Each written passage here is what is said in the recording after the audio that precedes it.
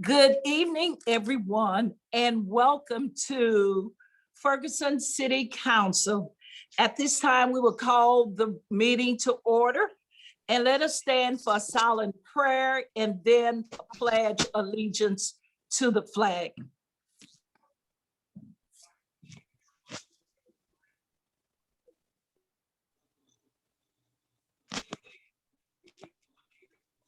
I pledge allegiance.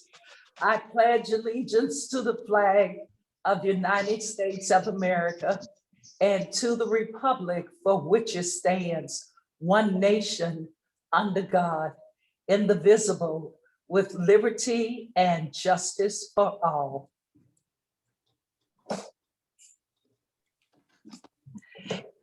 At this time, Clerk Pittman, please call the roll.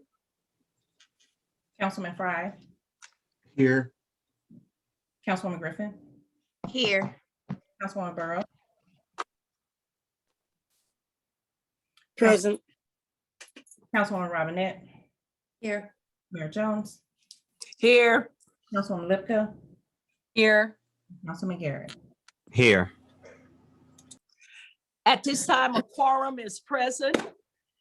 I would like to introduce to you Attorney Apollo Carey. Good evening, Mayor and City Council, as well as citizens of Ferguson. I've been asked to make a statement about introducing the new acting interim city manager. I know, no doubt, the public by this time has sort of heard the rumors and scuttlebutt around about the city manager situation with the city of Ferguson. I would like to introduce tonight, and I'm proud to do so on behalf of the mayor and city council, Chief John Hampton, who will be serving the city as the new acting interim city manager. No doubt, I think the public knows that the city is currently in the process of searching for the new permanent city manager. And so Chief Hampton, by virtue of his position on the city's organizational chart, is now going to serve not only as fire chief, but also as acting interim city manager until that position is filled permanently. I know there's been a lot of questions and emails and talk about the prior city manager or the prior acting city manager. As you guys know and well know, those personnel issues, the city is not allowed to or able to comment in detail about those things. It's suffice it to say, at this point, it's, with the prior city manager, acting city manager, it's still an ongoing personnel situation. So we aren't able to provide very much detail to the public. There's, at the end of the day, the former acting city manager is still, at this point, still employed by the city. He has not been dismissed, as has been, rumored. But outside of that, we aren't really allowed by statute to comment on the details of those personnel issues. But for now, moving forward, Chief John Hampton will be the new acting interim city manager until the position is filled permanently. Thank you, Attorney Apollo, and welcome John Hampton as acting interim city manager. At this time, we will have our public comments.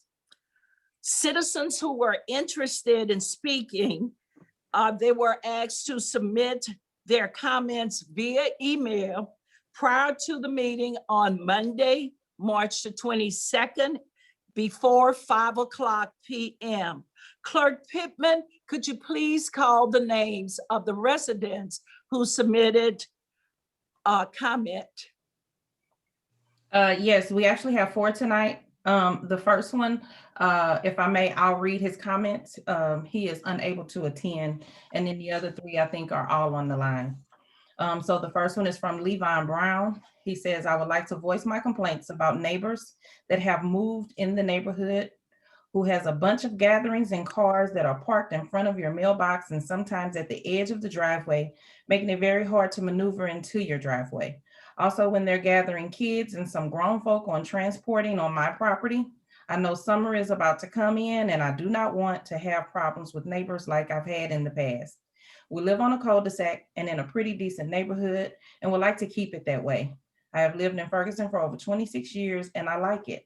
And as you know, this lot of traffic could cause break-in and killing. Please help us keep our neighborhood safe. I'm a senior and I like my house and privacy and would like to continue to live here. Thank you so much, a citizen who just wants to have peace and quiet and nice neighborhood to live in. And I do keep my property looking nice. She Okay. does. Okay. And so the next one is from Becky Miller with Proud.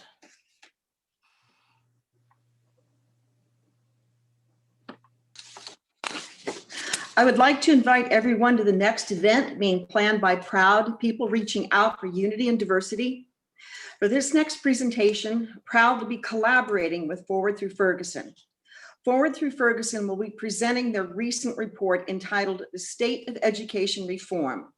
This report analyzes the progress that has been made since 2014 in the Ferguson-Florissant School District and in the St. Louis region as a whole. The State of Education Reform will be held via Zoom on Monday, April 19th at 6:30 p.m. Additional information about the event and the registration link will be available on the city's website, as well as Proud's Facebook page, our Instagram account, and on our website, www.proud-ferguson.org. Thank you. Thank you. Okay. The next one we have Alan Miller. Good evening, City Council. Proud, in collaboration with the Confluence Scholars Strategy Network, sponsored a presentation on municipal government services last week. There are several conclusions from Dr. Napoleon Williams III's presentation that I think the Council, as well as those listening in, will find interesting and timely as we select our new city manager. The council manager system is Dr. Williams' preferred form of municipal government. In his opinion, hiring a full-time independent manager provides several important advantages over other forms of municipal government. It provides clear lines of authority and decisions that are based on professionalism and best practices. The council manager system is also more efficient because the manager hires the department heads rather than making them all elected positions. The council manager system also holds several inherent risks. The manager has a lot of power and influence over the council. Managers are often transplants from other communities and therefore may have no understanding of local issues. They also may have no loyalty to the community because they could leave or be dismissed at any time. Dr. Williams identified 3 qualifications that are needed in an effective city manager. First, technical competency. The city manager needs to possess adequate training and experience in all aspects of city administration. 2, people skills. The manager must be a good human resources director, filled with compassion, driven by fairness, able to empower his staff, and capable of working well with everyone. And third, humility. The city manager needs to be a servant leader, one who takes the position because of a desire to serve, not just to have power. However, being a servant leader also requires that the city manager be courageous enough to follow through on what is needed and work for justice. Dr. Williams provided 2 summary thoughts. First, no government is better than the people who run it. A system of government is just a framework. The effectiveness of any government is contingent upon the skills, knowledge, and compassion of the people invested with power. And second, Ferguson is unique and successful because of our high degree of citizen activism. We have far more boards and commissions than most like-sized communities. This widespread participation with residents who are informed and empowered is what makes our community particularly strong. Proud would like to thank the Confluence Scholars Strategy Network and Dr. Napoleon Williams III in particular for this extremely informative presentation. Thank you. Thank you. Okay, and our last, we have Cassandra Butler.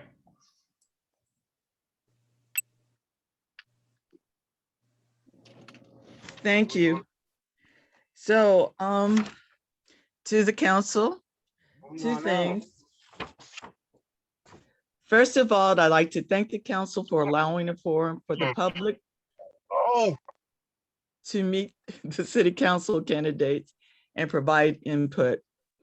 Although it seems that the citizen panel and the town hall concept have been rolled into one event with a smaller impact than two separate entities would have, I appreciate that room has been made for some citizen input.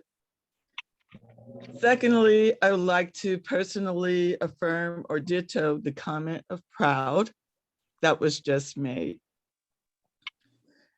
And in particular, my hopes for the new city manager is that this city manager is competent in being an agent of change and also has the ability to avoid and manage the political fray. So thank you.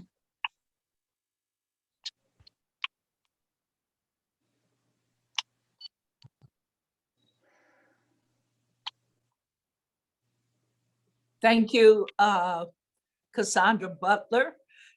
We don't have Excuse me. I submitted a comment yesterday at 4:27. My comment was in by the time limit and should be allowed to be read.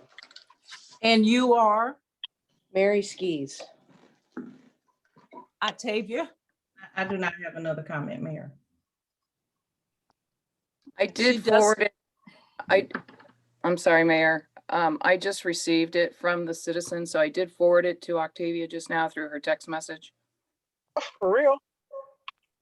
Wow. Excuse me, all comments needed to be in on Monday. Yesterday was Monday, 22nd at 5:00 p.m. and the timestamp on the email that I sent is 4:27 Well, p.m. that was her fault. Linda dropped the ball. Should've- I didn't drop a ball. I Only sent thing- it to Ferguson questions at Ferguson City dot whatever. FergusonCity.com. At this time, Clerk Pittman did not find it. Only thing I could do is have her to research it, and it will be available for the next meeting. Next month. It should be sitting in that email box that she should be able to access right now. At this time, she has shared with you, so I am going to close the comment sections, and I ask the staff to govern themselves accordingly. At this time, we're moving on to our manager's report. Acting interim city manager Hampton, would you please make your Well, I've already report? been dismissed, so. Yes, ma'am, Mayor, Mayor, Council, it's a pleasure being here tonight. The only thing I have on our city manager report is an update on COVID, and I will do that tonight. Currently, we have about approximately 50 locations that have positive COVID. Within the last week and a half to two, we've given over 2,000 shots in our area. Florissant Valley is still a mass vaccination center. We need to have more people sign up. We are still pretty low in registering in the North County area. One of our goals is to get more North County people to sign up for the vaccine. And we are going to be trying to do other things to get more people to sign up. I'm working with the fire department. We're going to be reaching out to our citizens to try to make sure that our area, our zip code and the North County region has every opportunity to make sure they have a vaccine if they want one. Right now, teachers and grocery store clerks are priority, and that's their tier. Also, the Ferguson, Florissant teachers have all been vaccinated, the BTC teachers and the library. Ferguson Library has vaccinations. That's all I have right now, Mayor, except for right now, the bars and that, we're still at the 50% capacity of the fire marshal's occupancy load. That's all I have, Mayor. Okay, thank you. Council, you have any questions or comments for acting interim city manager Hampton about his report? I do. I was just wondering, is there any status on the senior citizens? I know you've been working hard on that. Yes, so we're working with the EOC. Through the EOC, we're working on a mutual aid agreement. There's only certain places that will be able to do the homebound, and we are working with that group. I think there's only 4 fire departments, and so it's going to be a mutual aid assist to us. So we're working out the kinks right now. Within I would say a week and a half, we should have that online and up and running, and that will come through our dispatch. So we will also have a way to communicate on how to register for your vaccine if you are homebound. Okay, thank you. Okay, thank you. The next item on the agenda is special presentation, acting interim city manager. Yes, ma'am, Mayor and Council. I'm going to have Bailey Mitchell, our Community Development Coordinator. He will give us more of an update on the information about the codes that we're updating currently. Bailey? Good evening, everyone. Can you hear me?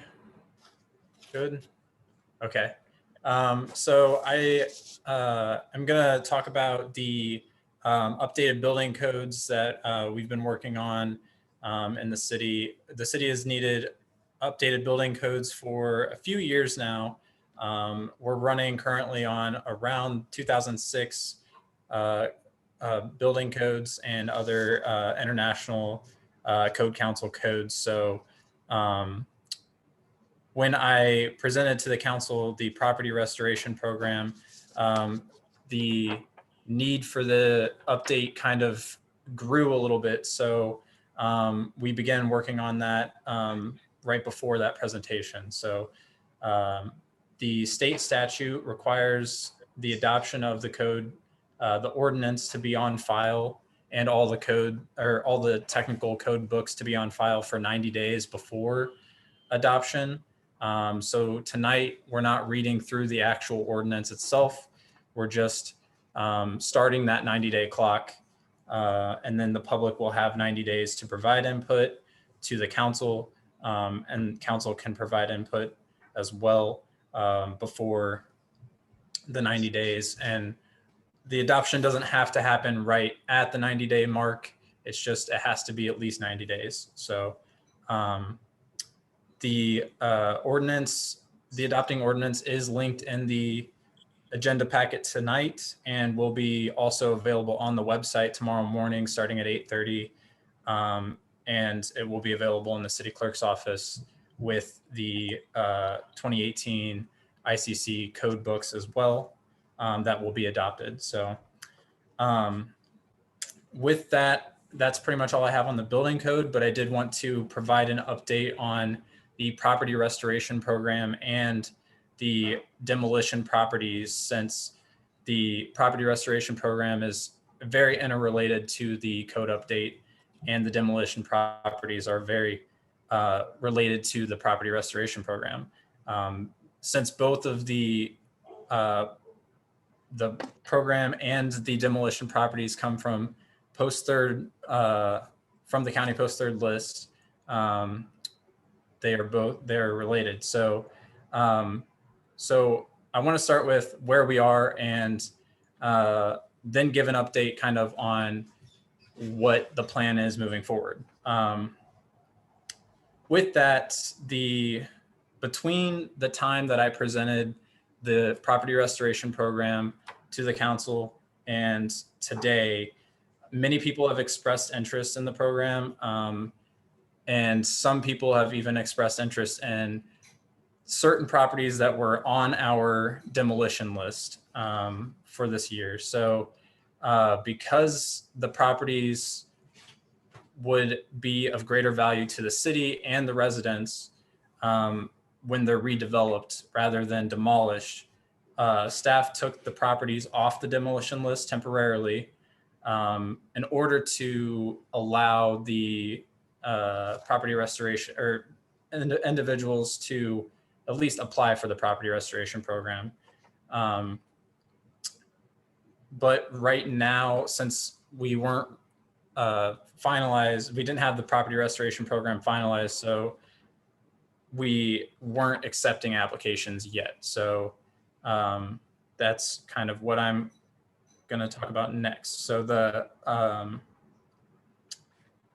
now with the updated building regulations as the minimum standard for the developments, we can start the process of allowing them to apply.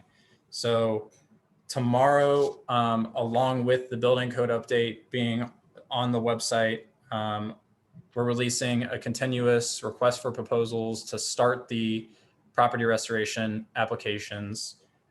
People can start to apply starting tomorrow.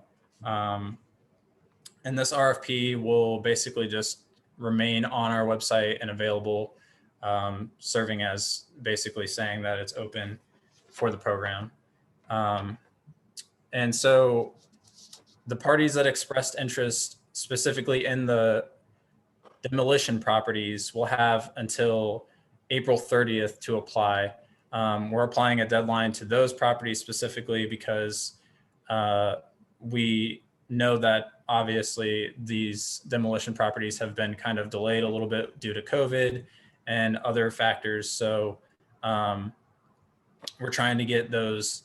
If people don't apply, then we'll put them back on the demolition list and get them moving forward there. And then in the future, once we, now that we have all of this set in place, we have a process for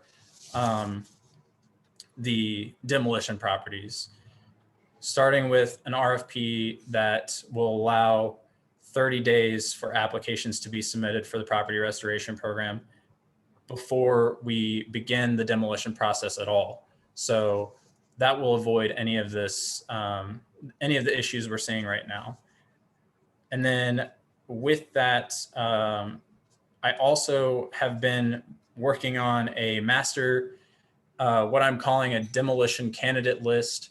Basically, I went through all the 200 plus post-third properties on the county's list that are in Ferguson, and determined there were only 43 with structures. So those are the only ones that are candidates for demolition. Obviously, we're not going to demo anything if there's nothing on a property. So as of March 8th, that's how many there were, 43 properties with structures. And after I determined that, I put them all on a list. And from moving forward, we're going to basically pick 15 of those based off of needs-based criteria that prioritizes the properties that are more unsafe and in need of demolition. So we'll put those 15 properties on the RFP like I described, and then basically allow 30 days for application. If people don't apply within those 30 days, they'll be considered for demolition at that point. And if we do have 10 or so applicants, then that's great. We'll move forward with some demolitions and we'll start the process again for another 15 properties or however many properties we may need to fill the annual. Typically we do a 10-year or a 10 property demolition per year. So we'll move forward with that. And lastly, the reasoning of all of this, the methodical approach to demolition rather than just picking a handful of properties will allow the city to ensure that we're demolishing properties as a last resort after we ensure that there are no other options to restore the property to a useful use or utilization. And currently, I want to just point out that the city owns and maintains over 50 vacant lots currently. So adding 10 lots to that a year is very significant. So now that we have a program that allows people to take these properties and restore them, we should take a more methodical approach to it. So we ensure that the properties are restored if they can be.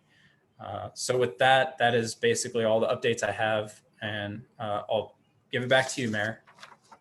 Okay. Any question? I do have Yeah, questions.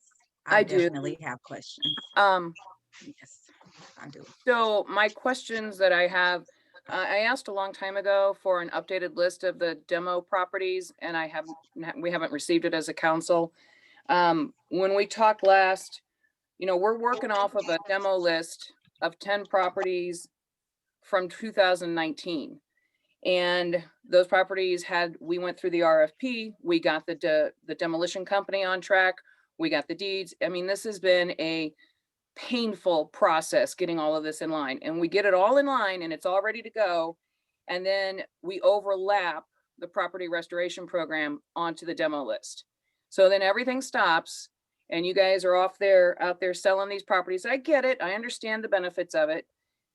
But as a result, we halted the demo process that took so long to finally get moving.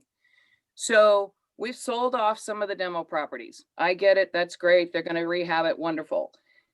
But we still have a contract with a demo company for 10 properties. Now, I know that getting the deeds from the post third sales takes time, but where are we on refilling the first 10? I mean, if we've sold off 5 and now we may have sold off even more than that, where are we on the process of refilling the cup to 10? And then we have another 20 more. And after this year's budget, we're going to have another 10 more. So quite honestly, Bailey, I know you're saying 15, but after we finish this year's budget, we're going to be at a total of 40 houses that we're waiting to tear down, starting with the 10 from 2019. So, I mean, I get where you're coming from and I get some of this, but I still feel like we overlap these programs when they were not designed to be overlapped. And I understand the justification of overlapping is, not what you just got done talking about, but the point still remains that we haven't gotten rid of some of these homes that are unsalvageable. I mean, and I want to know, where are we on the demo process? What is the current demo list? And where are we in the process of getting that list back up to 10 for at least the 2019 budget that we put aside for this? So I can kind of speak to the demolition list as it is now. As I stated previously, there will be 2 RFPs released tomorrow. One will be the continuous one for the property restoration program. And then the second will have 15 properties on it that has a deadline of April 30th.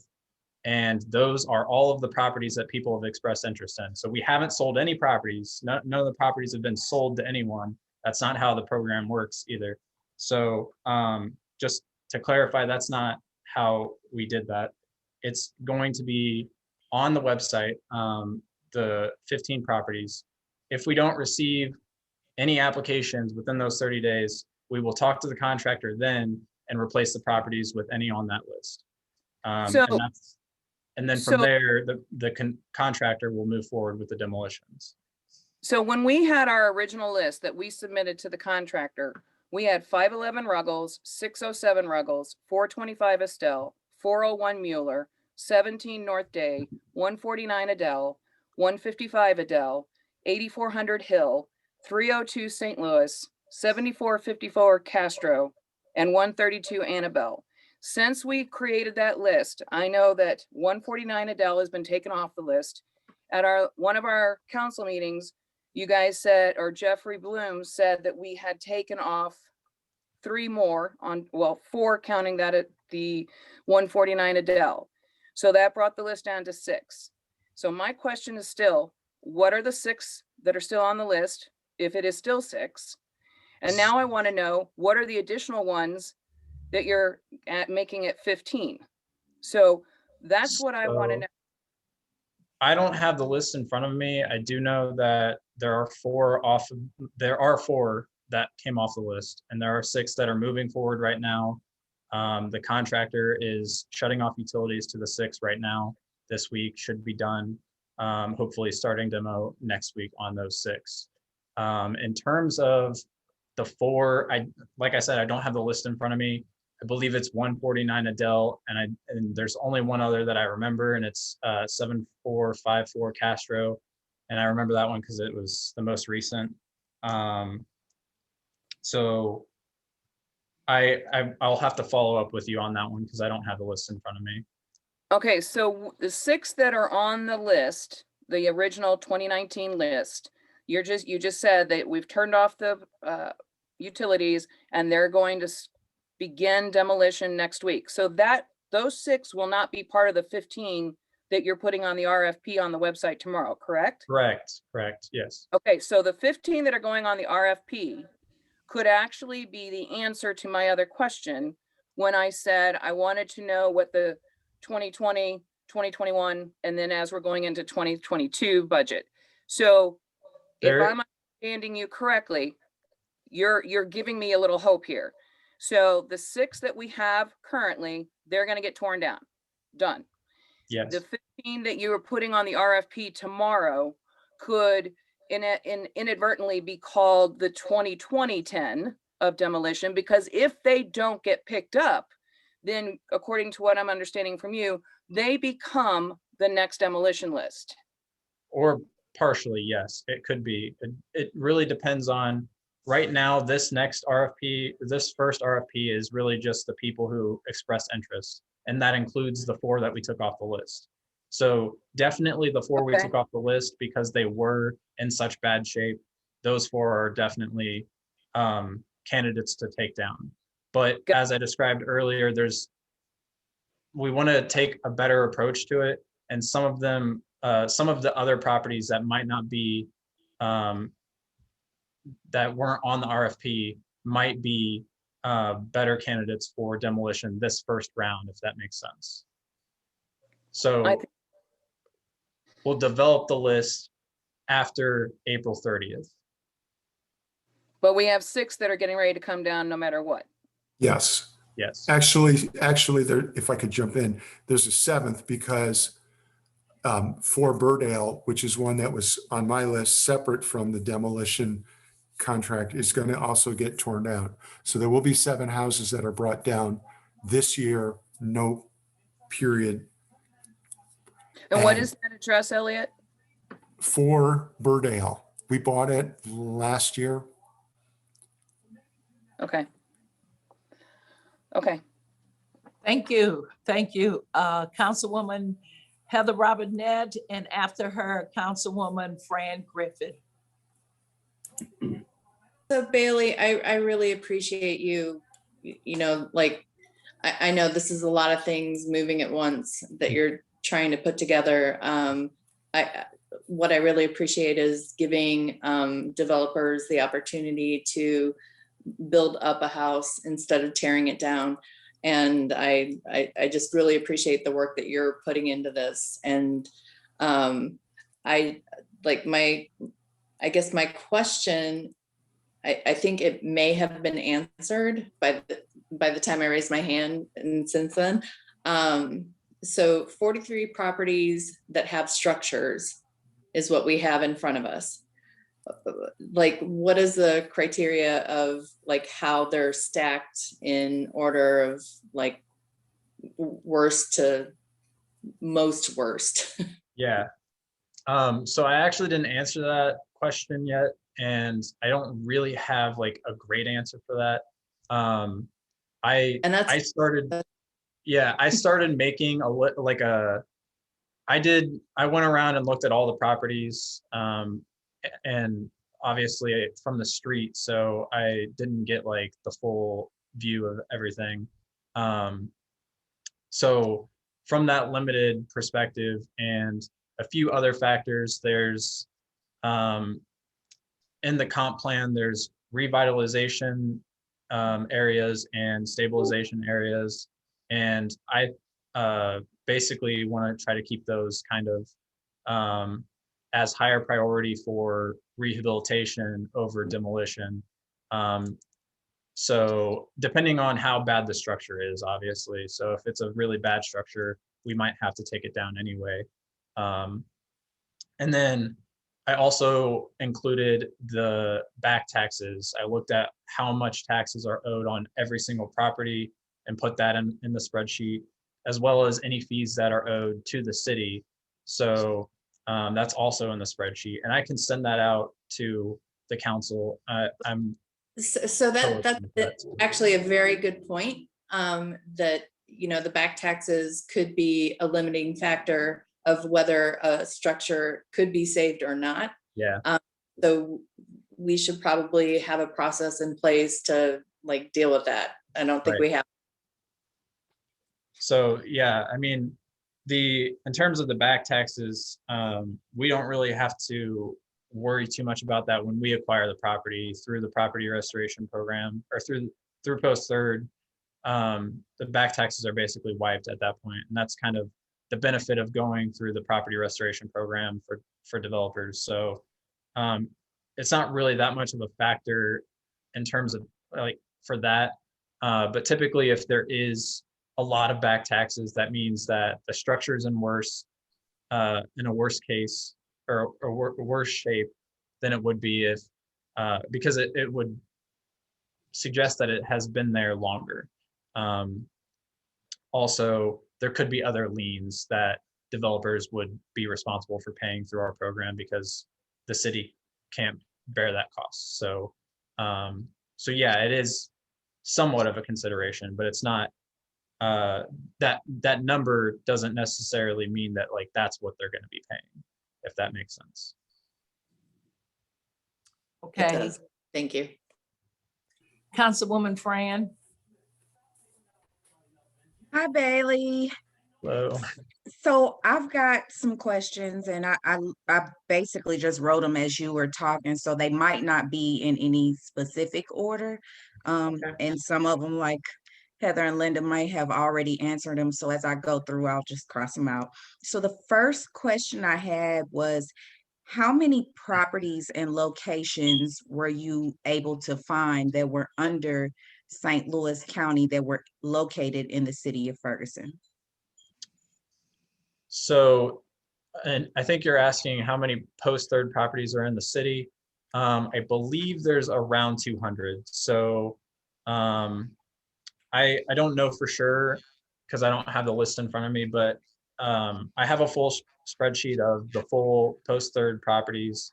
It's also on the property restoration program webpage on our website. So, but it's not in a spreadsheet, so it's not easy to count them in terms of on that list specifically. So, but I believe it's a little bit over 200. And if you include the properties that we own from previous demolitions, it's well over 200 at that point. So.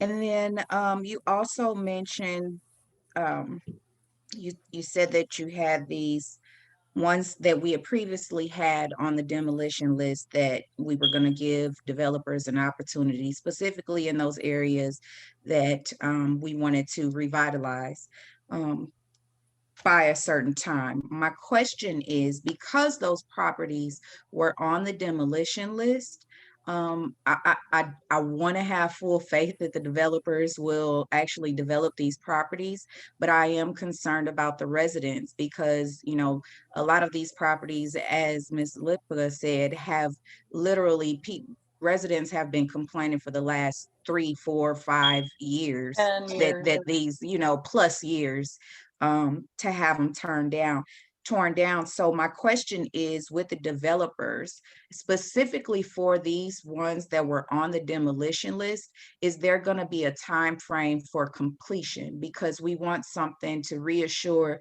the residents who are living next door that these properties are in fact going to be revitalized, and that they'll be revitalized by a certain amount of time versus just purchasing the property and then it doesn't get developed. And so that was my question. Is there going to be some sort of time frame involved of when these will be revitalized, specifically the ones that were on the demolition list? Yeah, so I mean, there will be, but it's not something that we haven't right now. And that's something that we would work out with the developer through the contract for the property restoration program. So that's assuming they get through all the application process in the next 30 days and all of that as well. So so yes, there is, but I don't have like a number right now. So Is there a maximum amount of time limitation that you well, will provide these? in the terms of like developers? starting construction and stuff like that, I mean, I think we would want to have them start as soon as we can. Some of the properties on the 15 list, so this doesn't include the demos because we already own those, but some of them we would have to still acquire through the county as well. So that is a hindrance as well, because we would have to wait until we get it from the county for them to be able to start work. Right, but specifically those ones, like Yeah, I'm so really specifically- asking specifically about those ones that are on the demolition. Basically, what just on the fly, I think we would want them to start basically as soon as the contract is signed and the council approves the contract. Right. So it could be as soon as we get all that done, which could take like a month, but I don't think any longer than that. Once they go through the application process, we talk to them about, or we work out a contract and then council approves. From there, I don't think it would be more than a month for them to start work. Well, I don't mean the time period to finish the paperwork process. I mean, like from the time period that the paperwork process is completed and agreed upon by both parties to the time that the house is then up and ready to move. Like, is there a maximum amount of time that we're going to require these developers, or that we're going to give these developers to actually get these properties, specifically the ones that were on the demolition list that we do own, completed? Yeah, I will say, I think it really depends on the capacity of the developer, because some developers will have more resources than others. So I don't want to say, yes, it's going to be X amount of months, because I don't know for sure. And that's kind of why we built in, like, the contract will be what will determine the terms of the agreement. Can I step in for just a second? Okay. Because one of the things that we have in the building code currently is that if a building permit sits idle for 12 months, then the city has the opportunity to go in and yank it. And we haven't done that.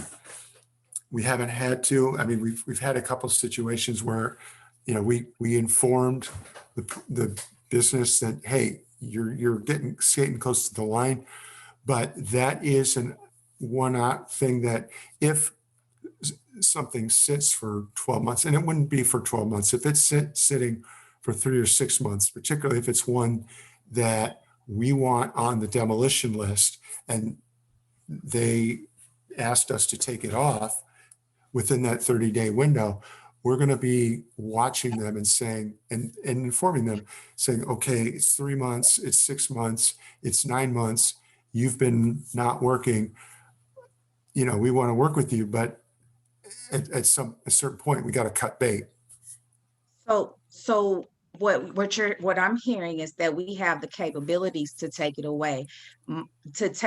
away, but that still leaves the residents in the same position. So what my suggestion would be, and this is specifically for these properties that were on the demolition list, is that we have a maximum amount of time for those. And if you're a developer, and if you're a developer that's specifically looking at properties that we had on the demolition list, my expectation, and I can probably speak for everybody here, but I don't want to, I'm going to speak for myself, is that we have some type of max time frame on when these, from the time that we agree upon the contract, and that is all agreed, to the time that is completed for those specific properties that are already on the demolition list. We need a max time frame. And for the sake of timing, I want to be able to finish with these questions. So if I could, if there's something or an extended response, then I would be more than happy to discuss it offline. But I do want to note these questions that I have. So if I could finish, I'm going to try to be as quick as possible. 43 properties. Okay, you mentioned the criteria. We talked about back taxes not necessarily being an eliminating factor, but that they could also contribute to, what will look, like it needs to be either torn down or revitalized. It kind of gives us it's a factor. So my question is, because we're also talking about properties that will be under the city of Ferguson. I know the city of Ferguson does exterior inspections. And so I'm wondering, when we're talking about criteria, who it is that has the qualifications to look at these properties and determine which ones need to be revitalized and which ones don't. I get, that we have a focal point on certain areas, specifically those that we want to revitalize. But my question is, who is it with a professional eye that knows how to look at properties specifically and say, okay, these are properties that definitely need to come down, and these are properties that need to stay up? Are there inspection, like, are folks taking a look at these properties? Or Bailey, is this like literally you just going and looking at these properties and eyeballing them? I know you mentioned you had a limited kind of specific, so I'm just wondering how they get on the list and who is it that's determining how that's done? So in terms of the exterior inspection, yes, our inspectors can do that. And when I said I went out, it was just me at that point, because I was putting together this list and I wanted to have a better process of doing this in the future. So in the future, I think we can have them definitely go out and inspect these properties more closely. But I do also want to mention one thing with the program, specifically the property restoration program. We require, as a part of the application, that they get a title search done and submit the results of that to us. So we would know if there are any liens on the property, and the developer also would know at that point if there were any liens on the property that they would be responsible for paying. So they know what they're getting into at that point. So, and that will also help us determine whether or not that property gets onto the list, onto the demo list, because presumably they wouldn't apply after finding out if there were like $100,000 of liens or something that they would be responsible for. Then they would probably tell us, and just from there we would know. So we would be able to put it on the list. They can clear a title, correct, for way less than what is owed on a lien. I just want to put that out there, like that is It depends possible. on, it depends on whether or not the owner of the lien wants to collect on the lien. So yes, but Okay. Anything else, Councilwoman Griffith? No. Okay, I'm going to Councilwoman Tony Burrow, because Linda and Heather, you had an opportunity. We need to hear from Councilwoman Burrow. Okay. Thank you, Mayor Jones. I think since the time I've had my hand up, a lot of these questions have been answered. Bailey, I think you've done a great job. Thank you, Elliot, for doing all that. The main thing I think that we need to do, we have, it's probably been said, I think probably Fran said it too, we have an obligation to the citizens to get these things done and done expeditiously. And the time frame that we've been waiting to get them to them, even if you have to piecemeal us, Bailey, I would like to have some of those documents that we've been asking for a while. And then you said you were going to get them out tomorrow. They would be available. I would like to have, and I think, Fran, you might have said this, I would like to have a drop dead time for everybody. That the process and procedure that you're putting together, that we'll have one date for everybody so that the citizens will know what they're up against and how much time. But all of this fluctuation, I think, is a little bit taxing for some of our citizens. So, and I think that can be done, Elliot. I think we can set a date, especially when we're negotiating and doing contracts. If we set the process and the procedures, we can get that done. Can you guys take that into consideration so that our citizens can understand the process more clearly? So, but that just so I understand, what you're asking for is when a property comes up, whether it's on the demo list or not, if someone signs an agreement, you're saying whatever process that house is coming from or going to, they get so much time, period, no matter who they are, big or small, to do it. And if they don't do it, then they're out of it. Is that what you're requesting? That's what I'm requesting, because when you think about it, we have some of these houses that have been 4 or 5 years, like Fran and Linda has said. And I think it's because we don't have a set time frame. I have known myself since the first I entered into the council. I have houses that are still out there that people ask me the first day I sit in the seat. And I think that is, I just want to be fair to you guys and all the work that you've been doing. I know how hard it is and how tedious, but I think for the citizens, and especially for the next door neighbor to a property that's bringing down their property, I'd hate to look at somebody across the street from me with some of these properties. And so if we don't want it for ourselves, we don't want it for our citizens either. And I think that that is fair. And if we got to have a working session on that, if Ella can put it together and let us know, Mayor Jones, what you think we should do with that. I think we would all be agreeable to that. I am just saddened by the fact that we've got so many people concerned and we still dragging this along. It's disconcerting. So if I can put that on your plate, Mayor Jones, let us know what we can do with that. I'm thinking is, in my mind, I'm thinking a working session. A work session would be good. Okay, and then also, Billy, I'm not trying to do your job for you, but if we could get a process, and sometimes it takes two, and I mean, as many heads as we got on this council, I think we could probably map that out. So if that's amicable for everybody else, and we'll let the mayor tell us what we can do. Well, we can definitely consider that, and we will absolutely do that. So the answer to your question is yes, we can do that. Thank you. Thank you. We'll get with the acting interim city manager, Elliot, and come up with a date and have Bailey put some bullet points together so we can work and get this to a completion so people be ready to move and they will know exactly what they need to do before they sign that dotted line, how much time is going to be allotted to them.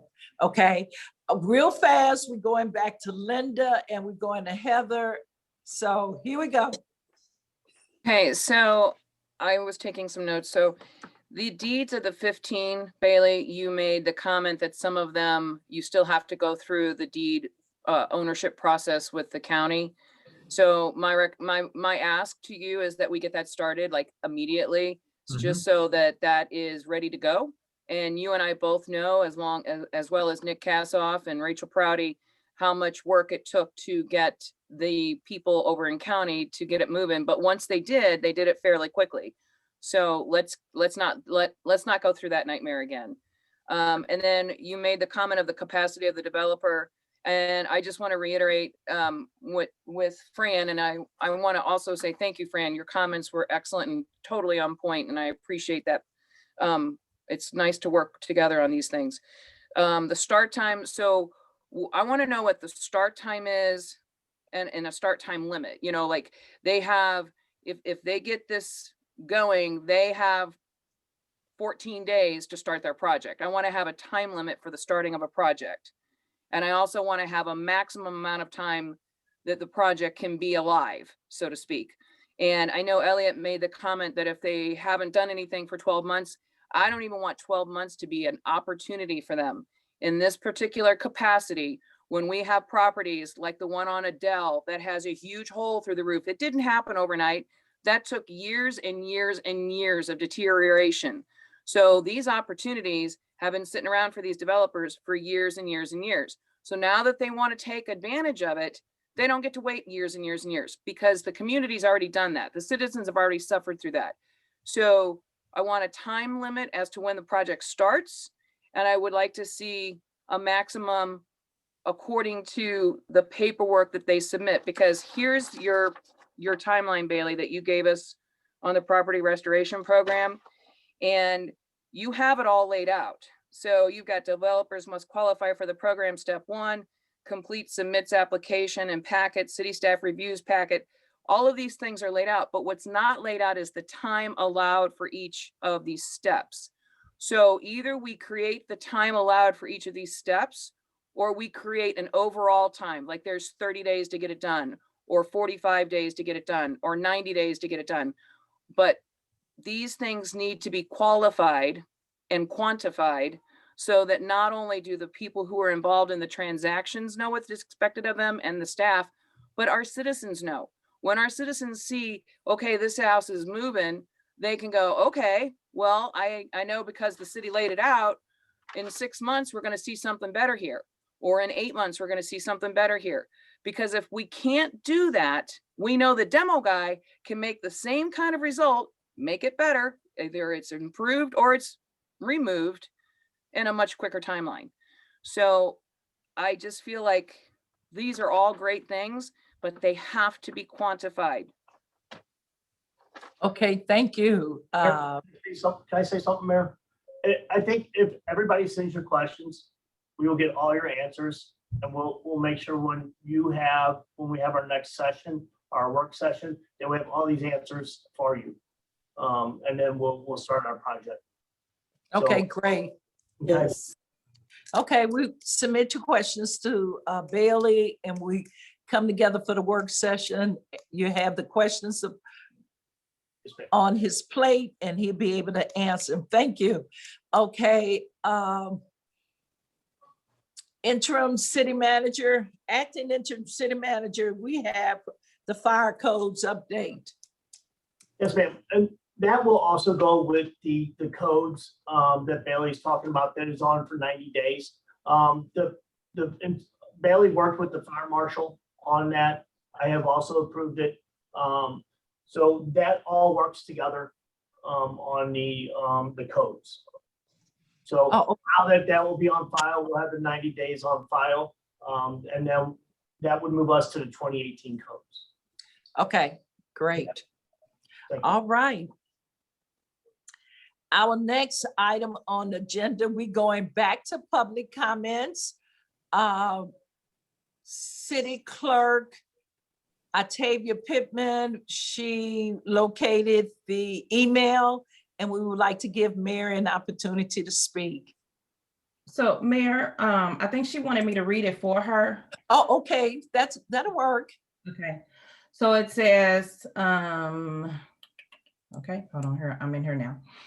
Dear Council, what is the city doing about campaign signs that are being placed in medians and public property? This is not legal and should not be allowed. Isn't there a list of do's and don'ts for people who are running for office for the first time?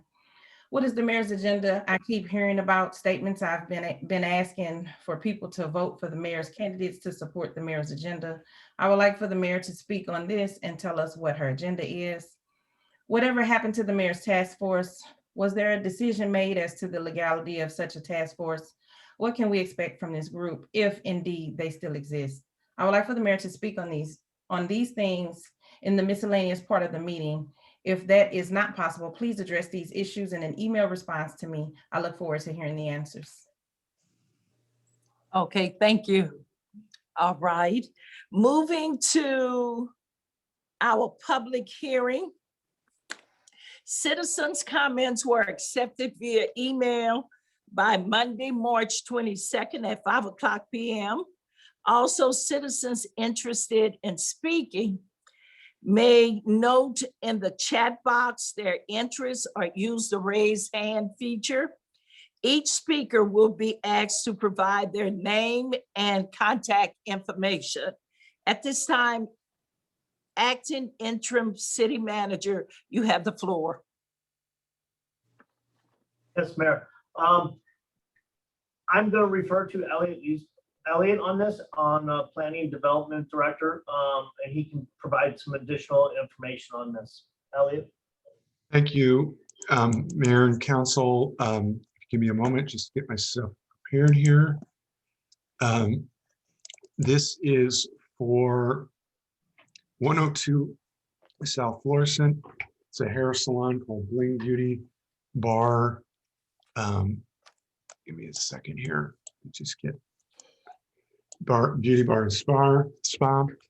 And before I go any further, Councilwoman Lipka, you had asked at the last meeting for a map of all the spas and nail salons and beauty supply places.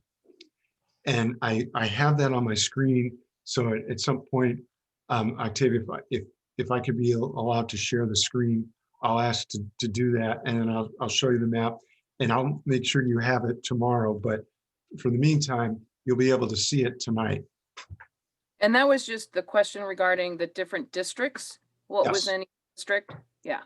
Yep. I have that queued up. So this is a salon at 102 South Florissant. It is DT1, Downtown Core 1. It's 1,440 square feet, and it's pretty straightforward. The property owner acquired the building, and I believe she is on tonight. I didn't see her, but approached the city in November about putting a salon in the building. We walked through the process with her, and she's later submitted the application. So now we get to the core district requirements. And Octavia, can I share the screen for a moment? All right, so let me put this up. Elliot, did you, in the notes, did it say that she bought the building in 2019 or? No, she bought the building last year in 2020. 2020. I know it's in the notes somewhere. All right. Okay. August of 2020. Okay, so just real briefly, I want to show you this. So this is downtown, and I'm on a laptop, so I can't show you the full screen, and I apologize for that. But the red dots are salons, beauty salons. The yellow dots are nail salons, and the one green dot is the beauty supply house. And I'll pan down here. So as you can see, with the exception of this DT3 district, in the other districts, you have one salon and you have one nail house. So these other districts, because the code allows for one in each and distinguishes between a nail salon and a beauty salon or barber shop and a beauty supply house, they could have one of each of those three in each district. It's not as ideal necessarily or not, but that's the way the code works. So now I'm going to, how do I stop sharing? Stop share. There we go. So that's, I brought that up so that I could show you that this would be the one salon in the district. And that therefore she would be in compliance, oh, sorry, with the code. All the activities will be indoors.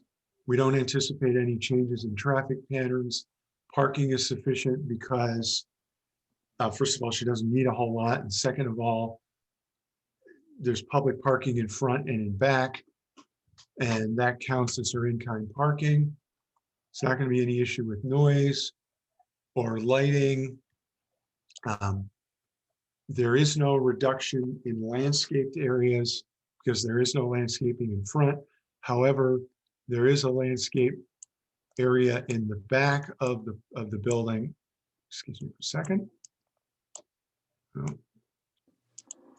And what we can do is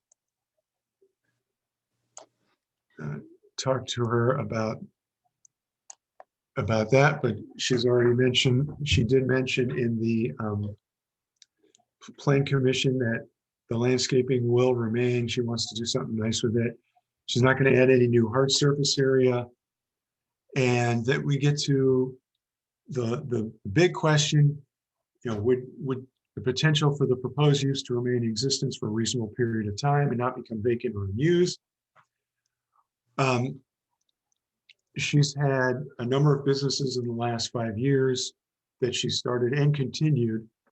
But while on the one hand, that might look like she's not a stable business owner, on the other hand, one, those businesses are continuing. Number two, she and her partner have bought the building. They had enough confidence, and I've talked with them several times, that they know what they're doing. They didn't lease the building before, they didn't feel that they had enough uncertainty about their ability to do what they wanted to do, that they weren't ready to buy before they moved forward. So with that, in summary, we believe the petition site can be operated in a manner that's not detrimental to the surrounding area, is visually compatible and in conformance with the downtown form-based code of the city. And therefore, we recommend approval of this special use permit to operate the beauty salon with conditions of approval attached. And that ends my presentation. So Okay, are there any questions from the council? I do have a question for Elliot. I know that there's a beauty bar, nail bar out in St. Charles that was one of my clients, and they actually did serve alcohol. So, and I also know that that's a common terminology in the new language of beauty salons and so forth that doesn't actually mean they're serving alcohol. And so I would like to have some clarification there when we say beauty bar. All right, what are we talking here? And then also I would like to point out too, from what you're telling us, that her services include spa services. So in her letter that you have attached to the packet, she has hairstyling, waxing, makeup, massages, and facials. So that would also make her unique in that district in the sense, or even in the whole strip of the South Florissant until you get to Ferguson Beauty and Spa. I don't think we have a lot of spa services, which would make her one of two that I know of on that whole strip in the D1, D2, and D3 and D4 areas. That is correct. And I don't believe, I mean, as I recall, we talked about the idea of alcohol, but it's been a while and I apologize, but that wasn't something that we're really looking gung-ho to do. So that brings a whole nother perspective to this entity or this project, if it is. yeah, so I mean, they would have to come for a liquor license, and it's not my recollection that they wanted to do that. And I mean, it gives a whole new meaning to the phrase running with scissors, that's for sure. Yeah, it's it's beauty bar in the sense of beauty services, not we're going to give you a Budweiser and a. Well, I know, we just got to clarify, because there are salons that I know in the St. Charles area that do serve alcohol. So we just need to be very clear to the process. Yeah, yep, you're absolutely right. Okay, Councilwoman Griffin. I just wanted to say that I had an opportunity to listen to the owners and actually hear them. And they were wonderful business owners. You could definitely tell that they were serious about getting this business up, getting it established and getting it going. They seemed very, very familiar with the process. And they seemed very, very confident that they could get this up and going like immediately in a very fast time. So I definitely want to welcome them. I was glad we had an opportunity to talk to them because it definitely, it made us feel very confident that this is going to be a successful business and they're going to come in and improve our area. And they will definitely be an asset to our community. So that was. And Fran, would you tell everybody why you had that conversation so they know what you're referring to? Because you're planning and zoning, right? That's correct. I'm the council person that sits on the planning commission. So anything that comes across the special use permits, things of that nature, I get to hear and find out, and it gives me an opportunity to actually understand, where the board, the committee is, what concerns they have, and actually hear and get a chance to listen in on, the conversations, questions that they have to the business owners and hear their responses. And ultimately, I mean, they came in ready to get down to business. So we felt very confident overall that this is going to be definitely a good addition to our community. And if I could just add one quick comment on that. I walked through the process with them and, they'd come back with questions and answers, and they'd come back with whatever I told them they needed. It was very matter of fact. Okay, you need this, here it is. So, they, as Councilwoman Griffin said, they have their act together. And that's why the number of businesses over the period of 5 years is less of a factor for me, and the fact that they really, you can tell when someone's got their act together. They have the gravitas, and they had it. Okay. Anyone else? If not, Clerk Pittman, do we have anyone who would like to make a comment from the audience? So I did go back and double check. I wanted to make sure that I was not overlooking anyone, and I did not see any comments submitted. And I'm also going through our list right now, and I do not see any hands raised. Okay, at this time, the public hearing is closed. We're going to move to our consent agenda. City Council meeting minutes, special meeting minutes, February the 23rd, regular meeting minutes, February the 23rd, special meeting minutes, March the 16th. Are there any corrections to the minutes? Hear none, I am requesting a motion and a second to approve the minutes. Tony Barrow, so moved. Second. Seconded. Councilwoman Tony Burrow moves. We have a first second by Councilman Garrett and a second by Councilwoman Fran Griffin. Are you ready to vote? All in favor say aye. Aye. Aye. Any opposed? The ayes have it. Minutes are approved. We don't have any boards and commission minutes meeting, no appointments, requests, proclamations, resolutions. We move to bill requiring first reading. Madam Mayor. Bill number, beg your pardon? Yes, it's Tony Barrow. Yes. We did have an appointment for the library board. Remember, we talked about it at the last session? I And have not had the opportunity to talk with her. I will get that done before the week is out. Okay. Okay, Does that, I'm sorry, Madam Mayor, does that require, is that a mayoral appointment or is that, yes, it is. oh, okay, I was just wondering.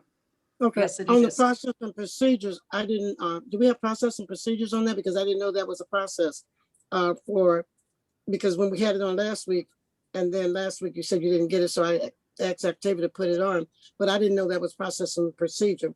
Do we have a process and procedure, Octavia, that you can send me on that? For the boards and commissions, because I have the packet and that's not in my packet. Well, when I do a mayor or appointment, I always talk to the person first. Well, Okay. isn't a reinstatement? Right, it's a reinstatement.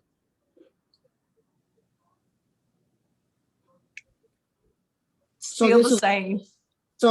So this is a reinstatement, and that person has already been, and she's going, and the way it runs, the way I read it, is that she will be within the same amount of time for, will take up her same amount of time. That's the way I read it. If I'm wrong, I need to know now, because I have several people that's gonna be coming on boards. I do understand that, and if she's being reinstated, I still want to talk with her.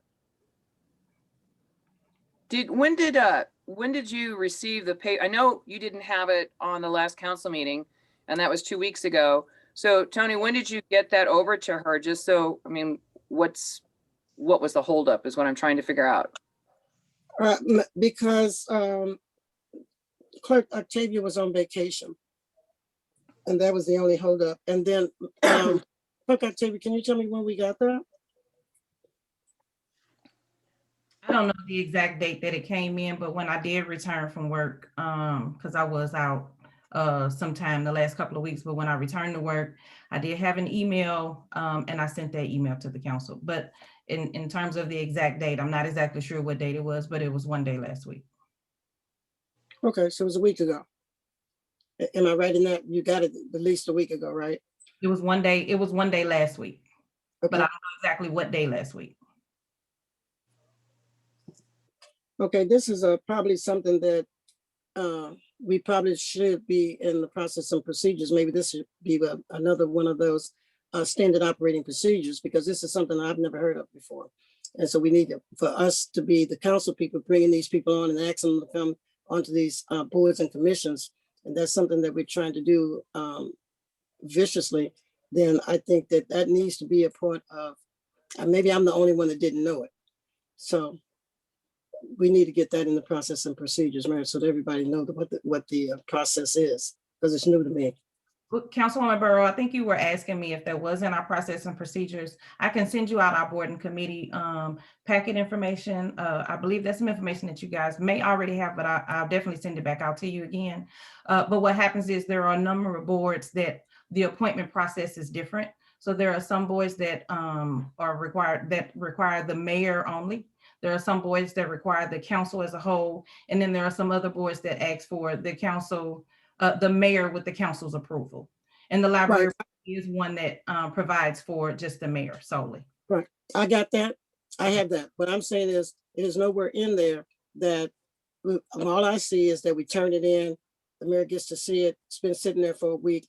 I didn't understand the fact that you got to talk to, especially on a reinstatement. It's not like she hasn't been in that position already. And it has been out less than 6 months. It has not, I think it's less than 6 months. It's not even been a year. So that needs to be clarified on your end, Mayor, so that we can have that in the process and procedures. Okay, no problem. Mayor, when do you plan on doing that? Because we would like to see her get reinstated. I want her reinstated. I will talk to her ASAP. Thank you.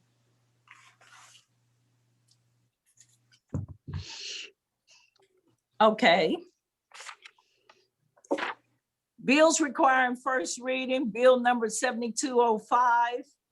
Acts without objection were introduced by council members present. I hear none. Attorney Carey to read the bill by title only. Yes, ma'am. Bill number 7205, an ordinance of the city of Ferguson, Missouri, granting a special use permit to Manisha Barnes, doing business as Bling Beauty Bar and Spa, for the purpose of operating a beauty salon at 102 South Florissant Road, subject to the conditions, restrictions, and requirements set forth herein. Acting interim city manager for, do you have an explanation?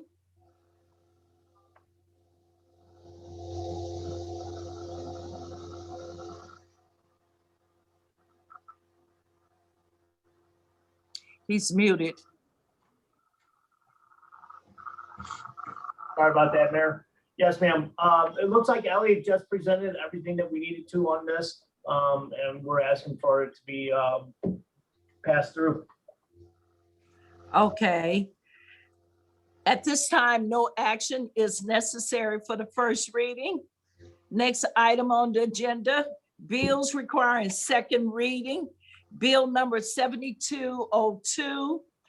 I'm requesting a motion and a second to read the bill a second time and place upon its passage. So moved. Seconded by Linda Lipka. And moved by Councilman Garrett. Fry. No, Fry. Fry. Oh, I don't see him. Okay, Fry. Okay. Attorney Carey, please read the bill. Yes, ma'am. Bill number 7202, an ordinance authorizing the issuance, an ordinance authorizing the issuance, sale, and delivery of general obligations refunding bonds, Series 2021 of the City of Ferguson, Missouri, prescribing the form and details of the bonds, providing for the levy and collection of the annual tax for the purpose of paying the principal of and interest on the bonds as they become due, and authorizing certain other documents and actions in connection therewith.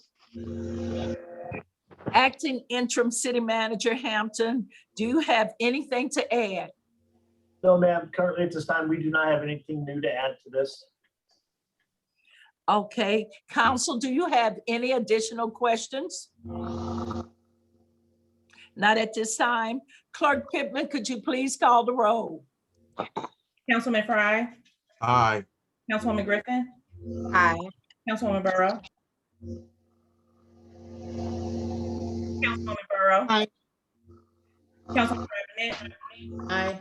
Mayor Jones, Aye. Councilwoman Lipka, Aye. Councilman Garrett. Aye. Bill number 7202 passes. Bill number 7203, I'm requesting a motion and a second to read the bill a second time and place upon its passage. So Seconded, Frank Griffin. Councilman Fry moved and Councilwoman Griffith second. Attorney Carey, could you please read the bill? Yes, ma'am.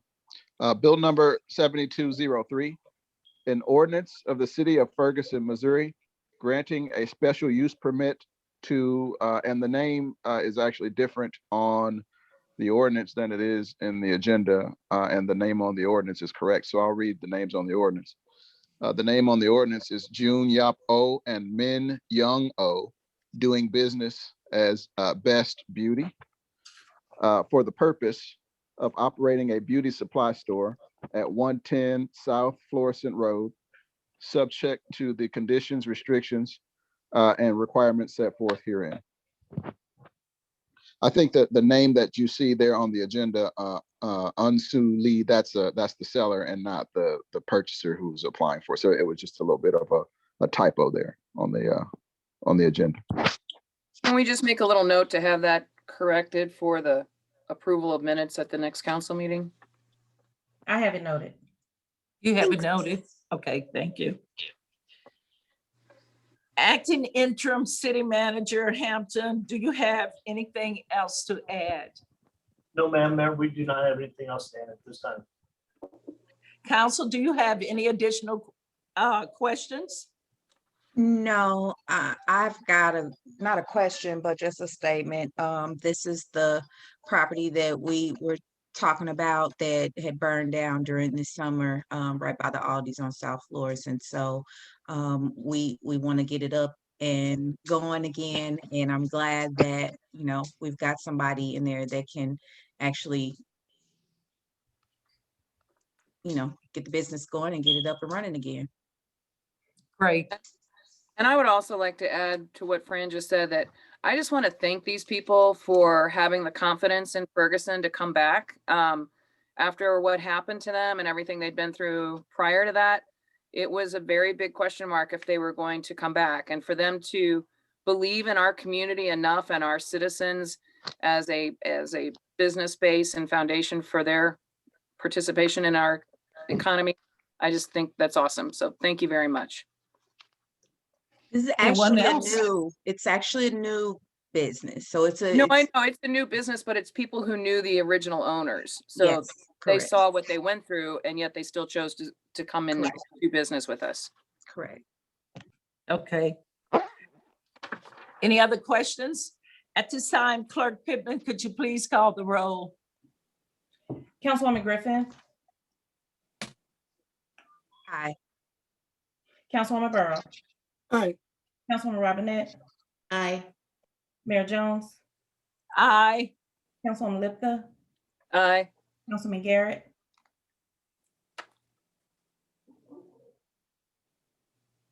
Aye.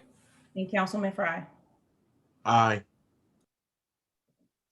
Bill number 7203 passes. Do we have any unfinished business? New business? I have no new business, but I do want to take an opportunity right here. The last council meeting, I brought up under new business, my request for the building codes and that's when we found out that they had been working on them.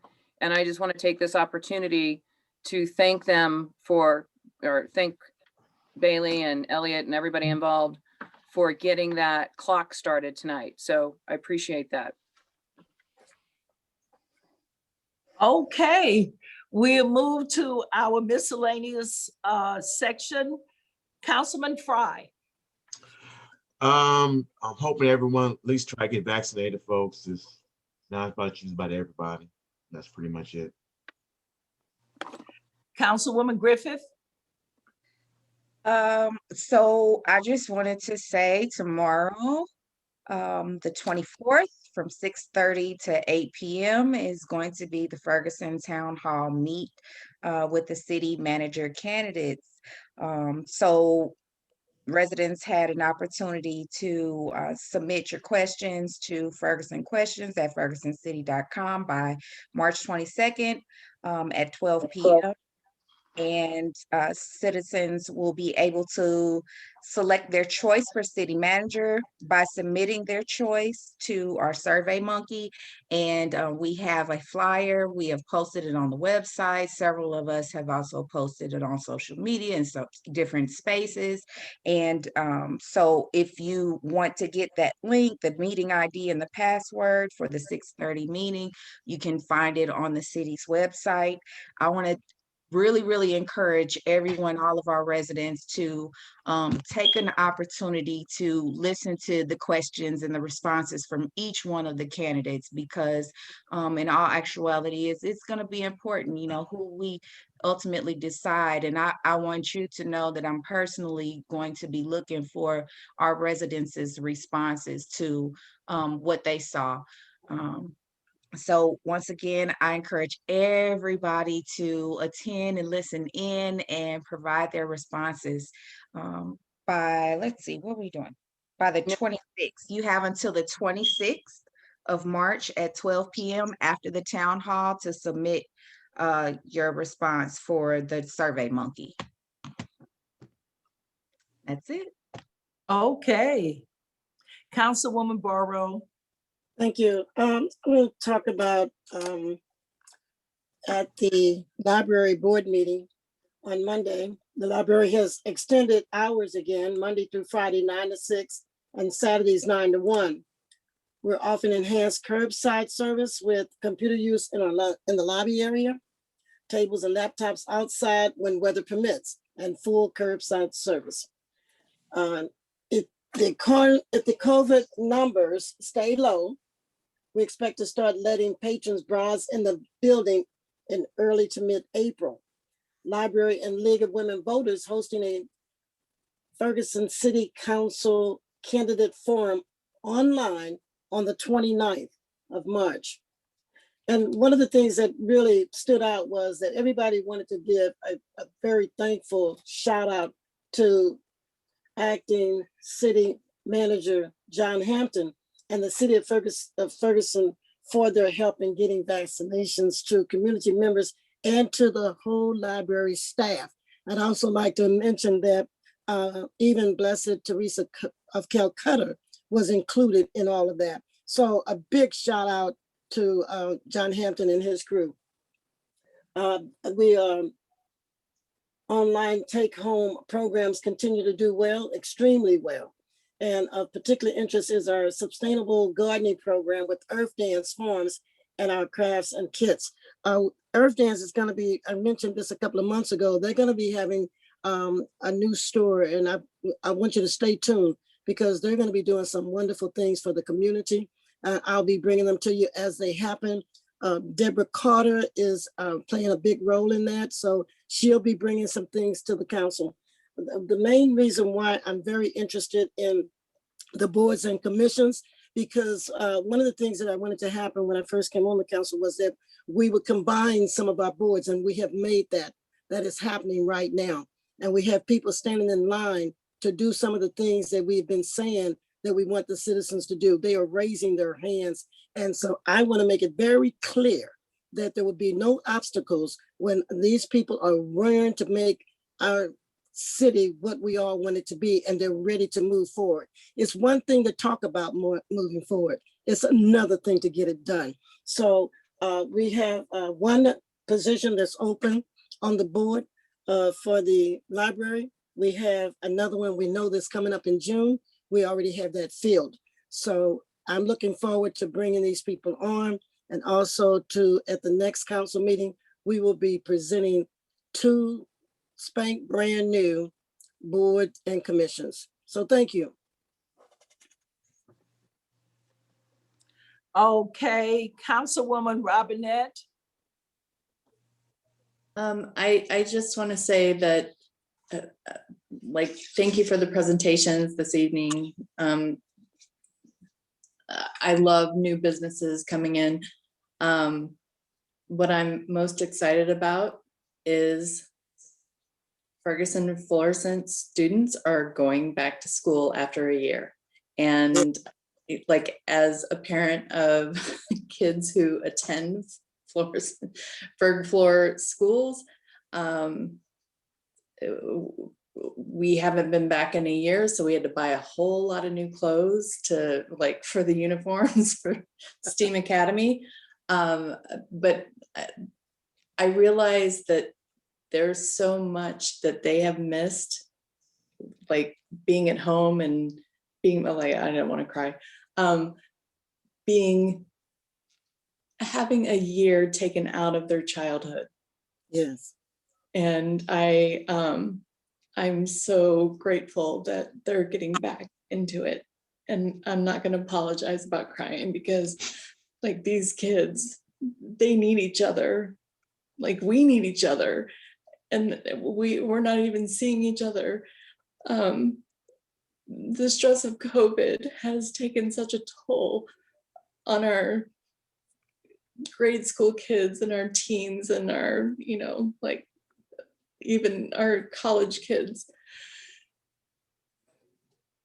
I would just like to say I'm grateful that they're getting back to some sense of normalcy where they can just be kids. So I appreciate the work that the school district has done, and how they're acclimating the kids back into the school. No small task at all. But that's just where I'm going to leave it. I've got a lot of emotion right here. sorry, not sorry. That's all I have. A lot of parents are grateful and thankful too. The kids are going back to school. At this time, Councilwoman Linda Lipka. Yes, Mayor. So I do have a question for all of us, and I think this is going to be more directed toward Octavia. We have the elections on April 6th. Do we have to adjust our schedule for the certification of the results? Because we did not discuss that tonight. She's going to make announcement just as soon as we get finished Okay. with the council people. Hey, at least I'm on the ball. Yes, you are. So I also wanted to, we've talked about for many years, we've talked about, citizens being involved, getting the community more involved and so forth. Well, in this next 2 weeks, you get to be really, really involved. So now's your opportunity to step up. We need you on that town hall call tomorrow. And there's been some confusion. What we're looking for as council members, we want to hear what the citizens have to say. We want to hear what your thoughts are. There's been people saying, well, what do you mean the citizens are voting? I thought the city council does that. Well, it's a little bit of both. And it's a situation where, oh, isn't it cute? You gotta stop and take it in for a minute. Oh, That's my girl. so we love you, Claire. So the thing I'm trying to say though is, yes, the council members will make a decision as they have been elected to do so, but the council members also want to make a decision where they have had the opportunity to hear the input of the citizens from their ward. And so that is one of the reasons that we work so hard as a council to come up with a plan. And with the timeline, we created a plan that allowed a citizen panel that represents each ward, as well as the citizens having the opportunity to create the questions. So council has nothing to do with those questions. These are truly the citizens' questions. So I just want to encourage you to be on that town hall. Thank you if you sent questions in. Thanking the citizens that have agreed to be part of our citizen panel. And we have got a doozer of a group. They are awesome. These are going to be people that come from all walks of life, and we're very pleased that they are doing this. And then also the next opportunity you have to get involved is going to be the candidate forum, which is on March 29th, as it's already been mentioned, and that is Monday, and that is at 6 o'clock. And you can look into some of the council members' Facebook pages to see that we're going to create links out there, so it's much easier to get to. You can go to the city, you can go to the library's webpage, or you can write this down, which is bit.ly/F ERG C F. And that'll tune you right in to watch the candidate forum. And then I also want to, say good luck to all the candidates who are out there. And everybody's been working very hard, it's obvious. And finally, I would like to say happy Easter to each and every one of you and your families. And may that be a day of blessings and abundance for all of you. Thank you. Thank you. Councilman Garrett. Hello. I did just want to make mention of the 9 p.m. routine signs. Those are available at the Ferguson Community Center, which is open 8 to 8, Monday through Saturday. I personally am very fond of that program and hope that people that are willing to put up a sign go ahead and grab one. It's helped me personally, and I hope that it's seen as an asset to the city. I also do want to mention the Ferguson Parks and Recreation is hosting a dog egg hunt at the Wayside Dog Park, and that's going to be on March 27th at 10 a.m. And I do believe that there's a registration fee, and you need to have updated records. But that should be another good event put on by Parks and Recs for those that can participate in that. For the dog or the owners? Dog. Well, everybody should be up on your shots. It's COVID. You got to know. You got to know. If you're not, don't bite anyone. So. And that's all that. Okay. Thank you. Great, thank you. Octavia Pittman. Okay. So yes, as a reminder, the elections per our city code, the council meetings in the month of April are changed due to the election. So the council meetings for the month of April are going to be the 3rd and 4th Tuesday, and that is April the 20th and April the 27th. And then also, I just wanted to make a public announcement as well, Mayor. I had a number of individuals reach out to me, offering their condolences to me and my family, not only the council, but I also had a number of citizens that reached out to me. So I wanted to publicly just thank everyone. I tried to reach back and respond to those that did reach out to me. But in case I missed anyone, I just wanted to thank everyone for that. And that's it. Thank you. Councilwoman Robinette, you had one more item. I did. Like just hearing everything that's going on, like, and I tell my staff this, and like I'm already crying, right? We all wake up at a 5 out of 10 on the anxiety scale, and then like life just throat punches us all day long. I love it when we're kind to each other, and I want us to be kind to each other. And like we saw today, we can do that. You know, we had city manager interviews, and we were like, we did it. And just that's my only request going forward. Just be kind in your daily travels, please. Just be kind. Councilwoman Tony.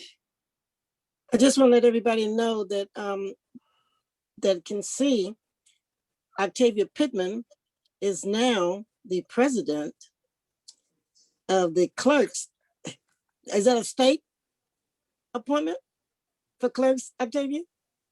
Yes, it is, for the Missouri City Clerks and Finance Officers Association. So that's the educational association over the entire state of Missouri. Somebody give a drum roll. Can somebody do a drum? And I also want to tell you, I also want to tell you guys that I had the honor of being able to go to Columbia and watch her get installed. And it was really cool because all of the decorations were black and yellow, and they were just beautiful. And then it was the theme. And then there was this pin that was made that was a bee. And when I started asking questions about it, it turns out that when you're an installed president, you get to pick your own theme. And so our Octavia picked the bee. And so we have our own little busy bee, queen bee of the state of Missouri. And it's pretty awesome. And I will tell you another thing that I was very impressed. So Mayor Lowry was there. There were quite a few dignitaries.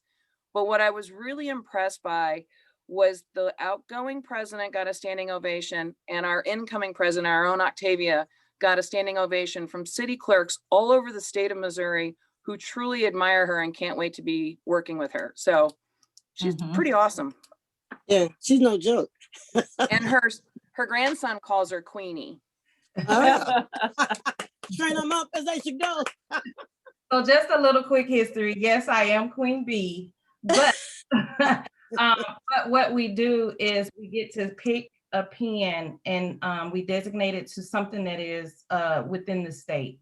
And for me, I chose the state insect, which is the honeybee, because I thought it was indicative of what we are as city clerks, and that is busy bees, because you know we're doing so much for so many people. So that's why I chose the honeybee, and of course the yellow and black.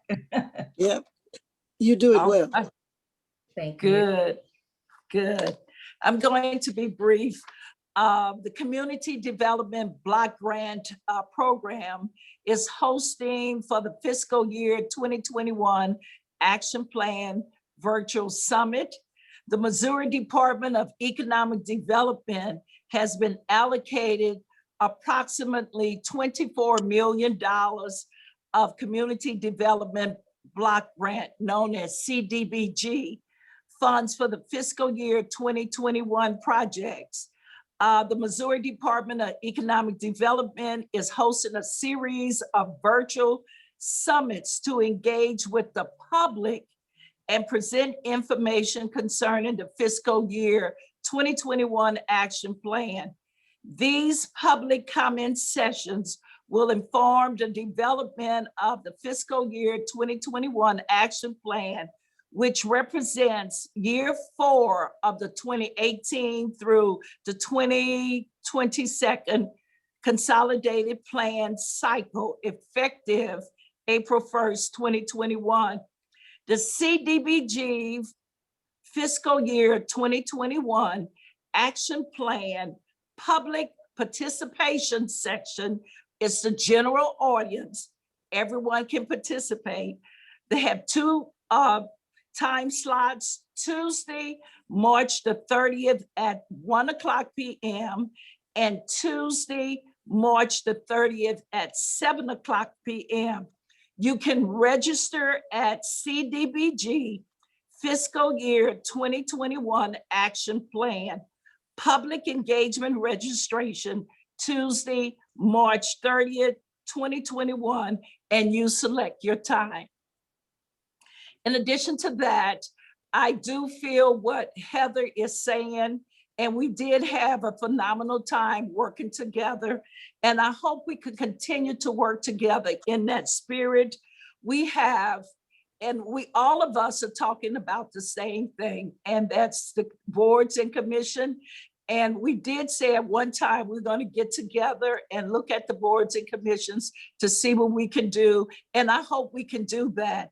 It becomes imperative that we work together as a team. In addition to that, our citizens have been talking about our streets and our roads, and we're just hoping Public Works will work to get some funding together for our streets and our roads. A lot of you may not remember, however, County Executive Sam Page came to Ferguson on July the 2nd, 2021. We sent out a memo. At the time, City Manager Jeffrey Bloom sent out a memo. Since then, he has answered all of that information. So we need to get that to you so you know exactly what County Executive is doing.